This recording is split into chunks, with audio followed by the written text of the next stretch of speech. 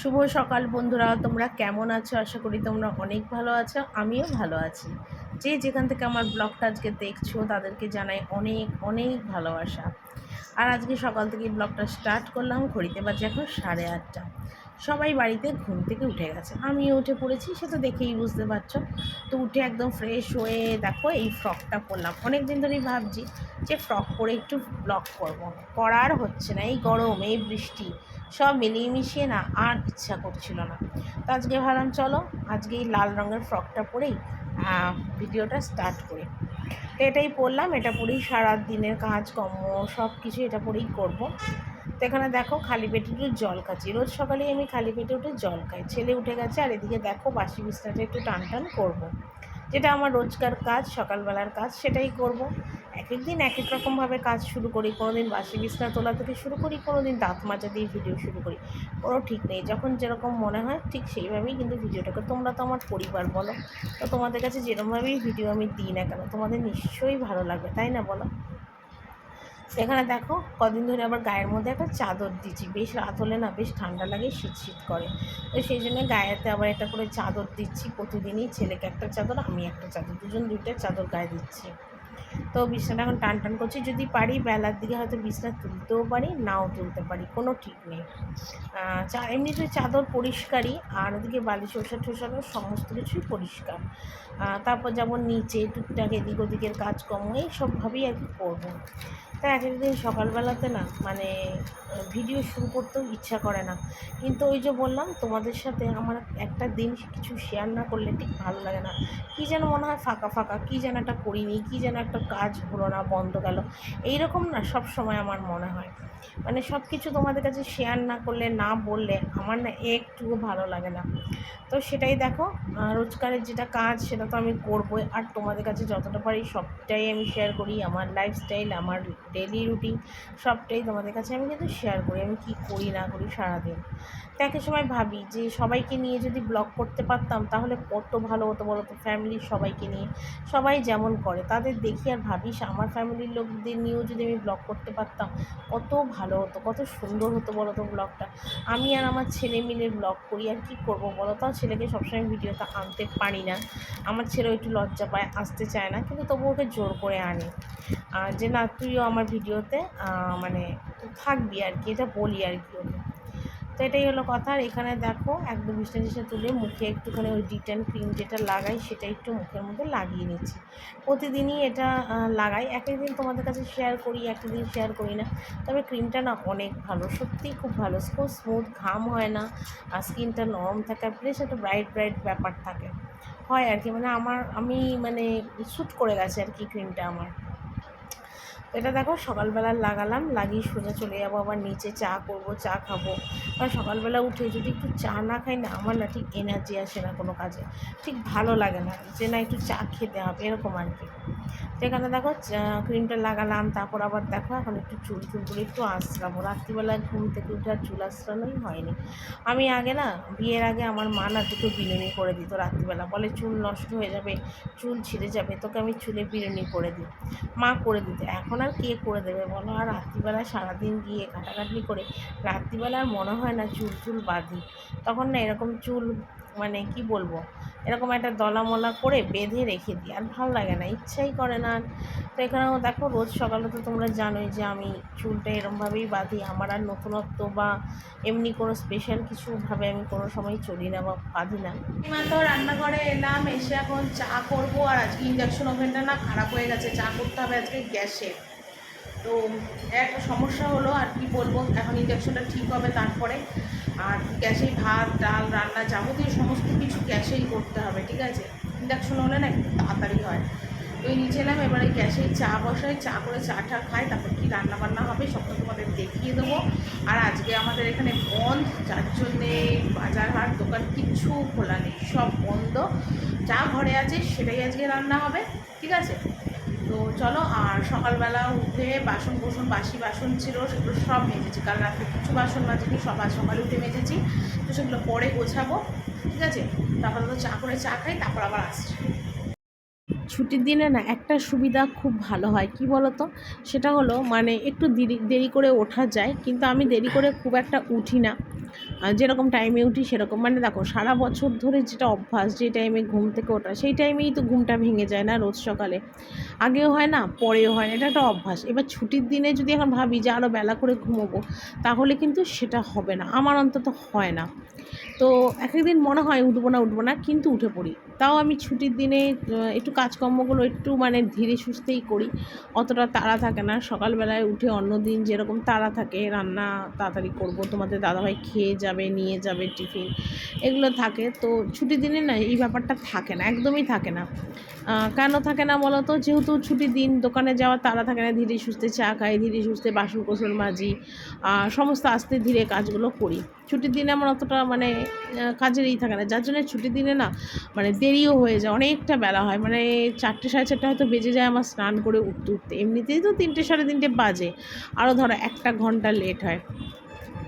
তো ছুটির দিনে বিশেষ একটা তাড়া করি না, ছুটির দিনের দিনটা আমার এইভাবেই কাটে। সত্যি কথা, মানে যখনই তোমাদের দাদাভাই বাড়িতে থাকে বা ধরো কোনো ছুটির দিন থাকে, তো ছুটির দিনটা আমার এইভাবেই আমি কাটাই, এইভাবেই ছুটির দিনে আমি কাজকর্মগুলো ধীরে সুস্থে করি।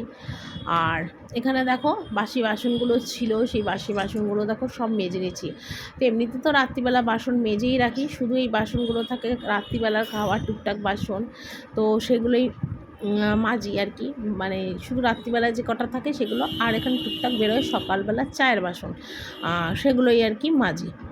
তো এখানে দেখো চায়ের বাসনগুলোও মাজলাম, রাত্রিবেলা খাওয়ার বাসনগুলো টুকটুক করে সব মেজে নিলাম। আর আজকে তো প্রচণ্ড রোদ উঠেছে, গরম, প্রচণ্ড গরম। কদিন ধরে প্রচণ্ড বৃষ্টি হলো, তারপর শুরু হলো এখন প্রচণ্ড গরম। তো এখানে দেখো মুসুর ডালটা ভিজিয়ে রেখেছি, মুসুর ডাল করবো। একটু কুমড়ো কেটেছি, যেটা ঘরে ছিল সেটাই আজকে রান্না করছি। এখানে দেখো আলু কেটেছি চাক চাক করে, আর এখানে গাজর কেটেছি যেটা ডালে সিদ্ধ দেবো ভাগ্নির জন্য। বেগুন কেটেছি, বেগুন ভাজবো আর পটল ভাজবো, ঠিক আছে। এই হলো আজকের আমার রান্না। তো অল্প স্বল্প রান্না, সেই রান্না করতে আর কতক্ষণ টাইম লাগবে বলো, অনেকটা তাড়াতাড়ি হয়ে যায়। তো এখানে দেখো সকালবেলা যে বাসনগুলো মেজেছি সেগুলোকেই এখন গুছোচ্ছি। কিছু বাসন কিন্তু আগেই আমার গোছানো হয়ে গেছে, আর কিছু যেগুলো ছোটো ছোটো প্লেট, বাটি, গ্লাস, চামচে, যেগুলো এখানে রাখি, মানে এই 4টে সেলফে সবুজ যে প্লাস্টিকের সেলফটাতে রাখি, সেটার মধ্যেই এইগুলোকে কিন্তু আমি গুছোচ্ছি। কেন কি বলো তো, মানে প্রচুর বাসন হয় তো, মানে টুকটাক করে না আমার রান্না করার সময় অনেকটা বাসন লাগে। তো সেই জন্যে এখন আবার এই বাসনগুলো সব গুছোচ্ছি। তো এরপরে গ্যাস ট্যাসগুলো মুছবো, মুছলে মোটামুটি রান্নাঘরের আমার কাজ শেষ। তো ছুটির দিনে এইভাবেই সকাল থেকে কাজকর্মগুলো করি, কীভাবে ছুটির দিনটা আমি কাটাই ধীরে সুস্থে, সেগুলো তোমাদের কাছে শেয়ার। যদিও রোজকার কাজ আমার একই থাকে, আগে পিছে হয়, কাজ সবই একই থাকে, কিন্তু কাজটার টাইমটা হয়তো ঠিক হয় না, বা কাজটার আগে পিছে কাজ হয়, যেটা আগে করি পরে হয়, পরে যেটা করি আগে হয়, এরমভাবেই কাজ চলে আমার ছুটির দিনে। আর এখানে দেখো বাসনগুলো সব গুছোচ্ছি। তো আজকে ভেবেছিলাম একবার এই সেলফটার পেপারগুলো একটু চেঞ্জ করব। তারপর চিন্তা করলাম যে না, দরকার নেই, থাক, আজকে আর সেলফের পেপার চেঞ্জ করব না, আবার আরেক দিন করবো, আজকে আর করবো না, অনেকটা বেলাও হয়ে গেছে।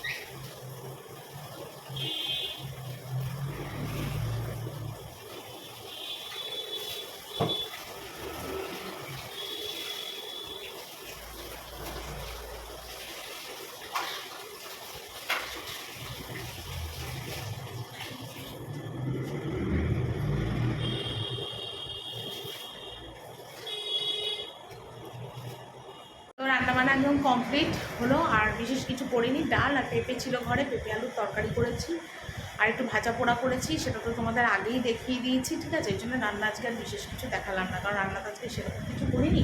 আর এদিকে দেখো 2 বোতল জল ভরলাম, এবার এই জল দুটো নিয়ে ওপরে যাবো, রান্নাঘর ধুয়ে একদম কমপ্লিট, এবার ওপরে যাই দেখি কোনো কাজ আছে কিনা, ঠিক আছে। যে গামছাটা নিয়ে আসি কেন বলতে, গামছাটার মধ্যে হাত ধুচ্ছি, 10-12 হাত ধুতে হয় তো।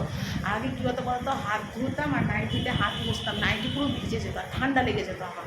তো সেই জন্য এখন কী করি, গামছা নিয়ে আসি, গামছা যতবার হাত ধুই ততবার এই ভেজা হাত আর নাইটিতে নাম হচ্ছে গামছা মুছি। চলো আবার তোমার সাথে পরে কথা বলি, ঠিক আছে? ছুটির দিনে না মার কথা অনেক মনে পড়ে। কেন বলো তো? ছুটির দিনে না তোমাদের দাদাভাই বাড়িতে থাকলে আমার মনে হয় কি যে সত্যি সেদিন যদি একটু মার কাছ থেকে ঘুরে আসতাম ভালো লাগতো, বা মাকে একটু সারপ্রাইজ দিতাম, হুট করে বাড়ি চলে যেতাম, মার অনেক ভালো লাগতো। এটাই না সবসময় আর কি আমার মনে হয়, সবসময় সেটাই আমার মানে ইচ্ছা হয় আর কি, যে মাকে একটু দেখে আসবো। কিন্তু ওই যে বললাম, দেখে আসাটাই একটা সমস্যা, যাওয়াটা সমস্যা। সবসময় মার সাথে ফোনে আমার যোগাযোগ থাকে, সবসময় মাকে আমি ফোনে কথা বলি মার সাথে, সব খোঁজখবরই নিই।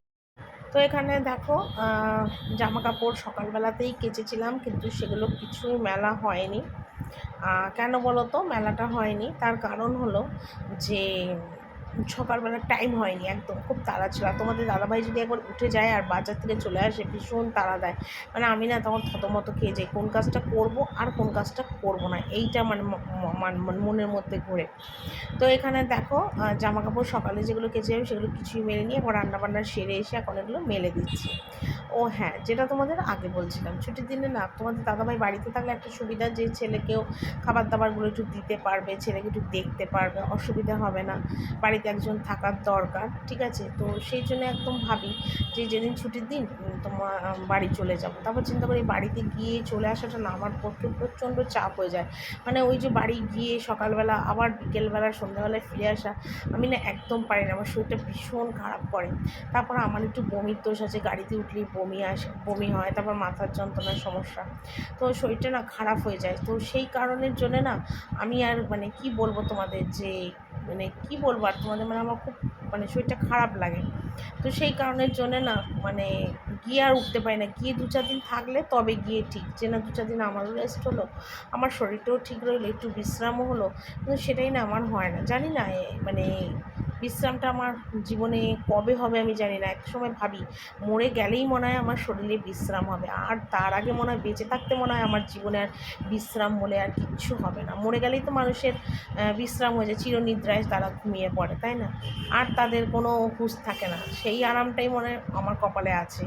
আমার কপালে মনে হচ্ছে মানে বেঁচে থাকতে মানে শরীরের রেস্ট বা বিশ্রাম, মনের মানে আনন্দ, এই জিনিসটা মনে হয় বেঁচে থাকতে হবে না, মরে গেলেই মনে হয় আমার বিশ্রাম হবে।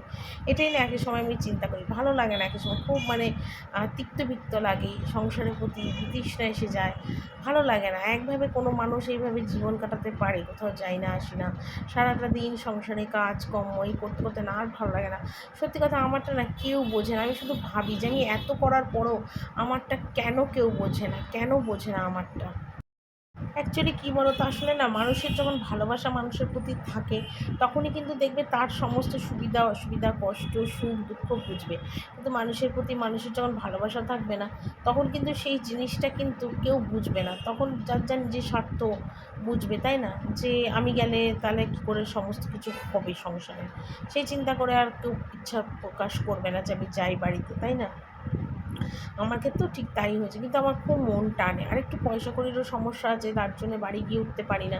কারণ দেখো, আমার বাড়িতে যেতে গেলে 1000 টাকা আমার গাড়ি ভাড়া লাগবে।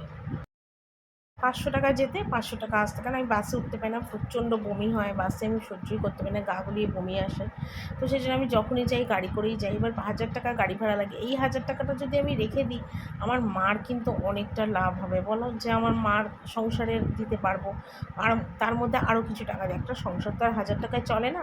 আমার মাকেও আমি 1000 টাকা দিই না, আমি যেটা মাকে দিই সেটা মার ভালোভাবেই চলে যায়, খুবই ভালোভাবেই চলে যায়।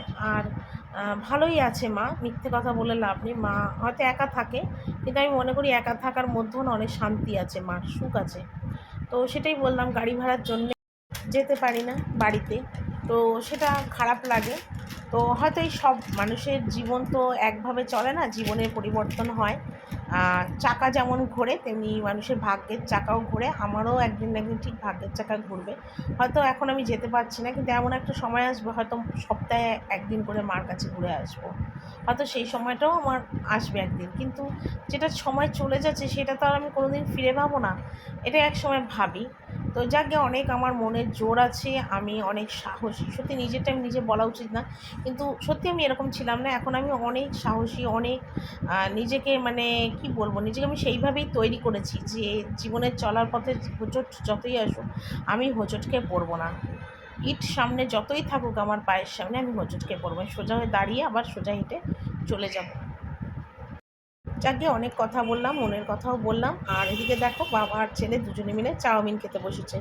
আমার কিন্তু চান টান করে একদম ভাত টাত খাওয়া কমপ্লিট। ভাত খেয়ে বাবা ছেলের জন্য নিয়ে এলাম চাউমিন, সবজি দিয়ে করে দিয়েছি, ভাগ্নিকেও করে দিয়েছি। তো এরম চাউমিন ছেলে তোমাদের দাদাভাই দুজনেই ভীষণ খেতে ভালোবাসে। তো দুজনে বসে বসে এরকম খাচ্ছে আর আমি ভিডিওটা করলাম। তো চলো বন্ধুরা, আজকের ভিডিওটা এখানেই শেষ করছি। কালকে একটা সুন্দর আর নতুন ব্লগ নিয়ে চলে আসবো। টাটা।